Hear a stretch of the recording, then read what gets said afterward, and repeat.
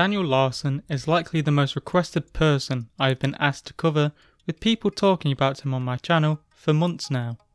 I have to be honest, I not once had ever heard of Daniel before this channel, which is probably to be expected due to his content being primarily on TikTok, a garbage app I have no care for. However, I have to say that people are definitely right for suggesting him, as he is a real doozy. And him being a TikTok person really does him a disservice, as he's nowhere near the mundanity of many of the people on TikTok. Normally in these videos I do an introduction on the person I'm covering. However, Daniel is such a strange case, there isn't really anything that sums him up nicely, but the closest I'm able to think of is a creepy TikToker who continuously fails to be a musician, but that doesn't really come close to what Daniel actually is. He really is in a league of his own, so strap in, because Daniel Larson is a real wild ride. From what we know about Daniel's beginnings in life, it doesn't start off well at all. A video is available on YouTube showing Daniel as a child in the Tennyson Centre, the place where neglected children are to be taken care of after being taken away by social services. At the time, Daniel was apparently nearly sent to a foster home until his grandmother came from California to Colorado to look after him. She has since passed away in 2019, although at this time Daniel had moved on to other carers, but let's not get ahead of ourselves. Also, whilst not entirely relevant, but a little bit interesting, a video exists of Daniel's mother singing a cover of a song dedicated to Daniel at a time when she no longer had custody of him. When I look into your eyes, it's like watching the night sky. Hold up. But now on to the real start of Daniel's story in early 2020, where he would make random TikToks, essentially just being a normal boring TikToker.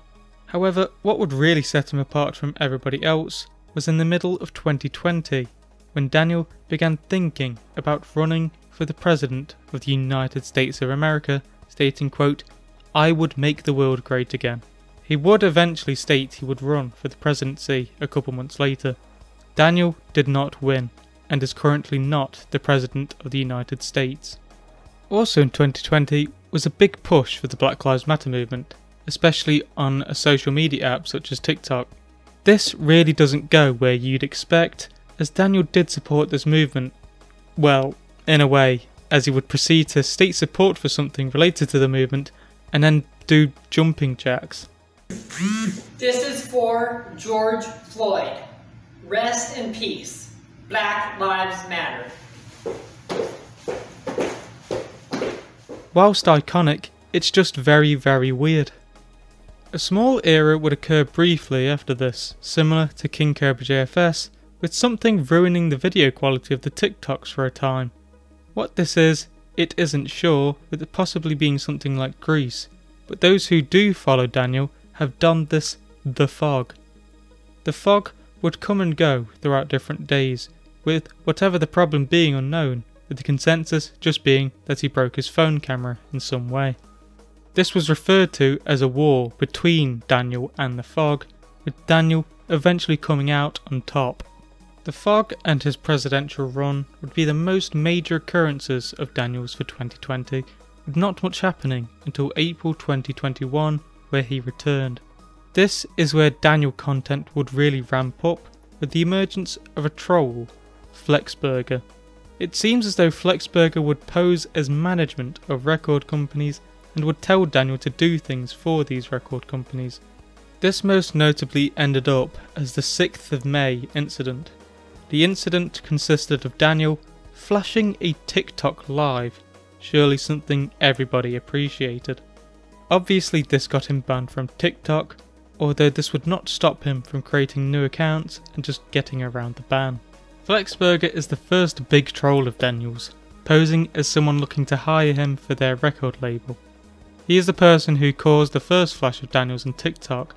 This led to an era of TikToks where he would film himself outside with something like a gaming headset, making him look obviously extremely goofy, where he would call for a war against Flex. One of these is notorious, with Daniel calling for a national lockdown. Because of what Flexburger posted, we are going on lockdown.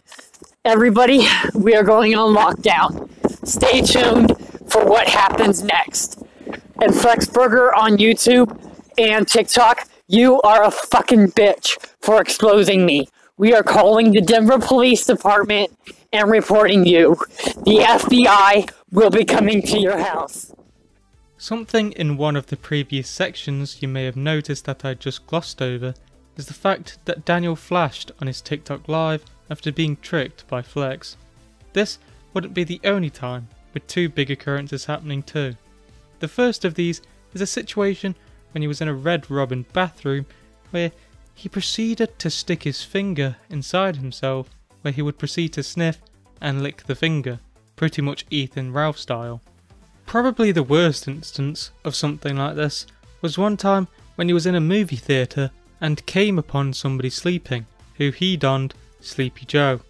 In a sequence of events I can barely comprehend, Daniel stated he was going to make Sleepy Joe a porn star, before turning the camera onto Sleepy Joe, whilst you can hear him making a slapping noise and breathing heavily, obviously pleasuring himself to this random sleeping man. There's nothing more that needs to be said about this event. It really speaks for itself in its levels of degeneracy. I don't even know why he did this, and even whether the trolls had a hand in this or whether it was his own judgment.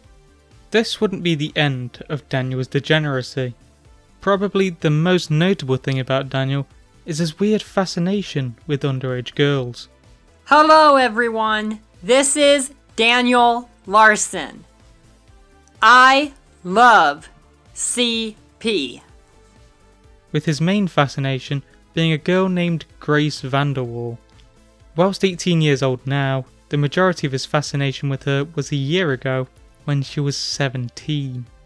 This was one of the major ways to trick and troll Daniel in order to gain his trust or gather information.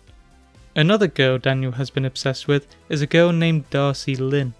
He also has made numerous statements about underage girls and his actions towards them. The validity of these being authentically Daniel is hard to tell, as yet again the trolls had a large hand in what he'd say. As I stated before, Daniel's caretaker, his grandmother, passed away in 2019. Whilst Daniel was an adult at the time, he was unable to take proper care of himself and was made to live in group homes. Whilst in a group home, he lived with another troubled individual by the name of Gavin, who got on Daniel's nerves. Right now I'm really getting angry. Can you please... You're really not helping! Can you please be quiet? Shut up, you! Listen, I'm telling you the truth, I hate it! I don't want to look like him! Also in the group home saga, he once resided in a pink room, which due to his anger, he essentially destroyed. Finally, he lived with a man named Jonas, a caretaker of his. However, this is a really strange situation, seemingly constantly making mac and cheese that he would make with honey mustard for some reason. Well, that makes a lot of sense. We don't have the fucking milk. The mac and cheese tastes more of like honey mustard. And if you look, bingo! Like, I'm going to be straight up serious. Why does the mac and cheese taste a lot like ranch, but with like a tangy taste? Also, Jonas didn't seem to be the nicest guy, raising his hand to Daniel on at least one occasion. Living with Jonas didn't appeal to Daniel, especially after being poisoned by the mac and cheese. As a result of this, Daniel left this place and decided to go his own way, by going to the streets. He became homeless and survived by dining and dashing and pretty much stealing, as well as having people buy his things. Daniel did not stop producing content throughout this time, clearly showing he had the ability to charge his phone, which he did through restaurants and people's houses. This led to a confrontation between Daniel and a homeowner, where Dayton acts Dayton Hypernova-like and refuses to leave whilst the homeowner calls the police and shouts at him. In response to this, Daniel decided to call him the gamer word, something he defended by stating it was fine because he was in danger of his safety. As I briefly mentioned before, Daniel is very interested in pursuing music as a goal, which has led to people posing as record companies as a way to troll him. He has had 2 studio produced songs which, as you should know, really suck ass. However, these aren't the worst musical content he has produced, with him doing a couple covers, most notably quote, Retards in Paris with another TikTok artist, Kanye556, as well as random unofficial songs with the likes of Birthday Boy and Gang Life. I'm a birthday boy. I'm a birthday boy. I am the leader. My team is my gang. Stop messing with me because you're neither.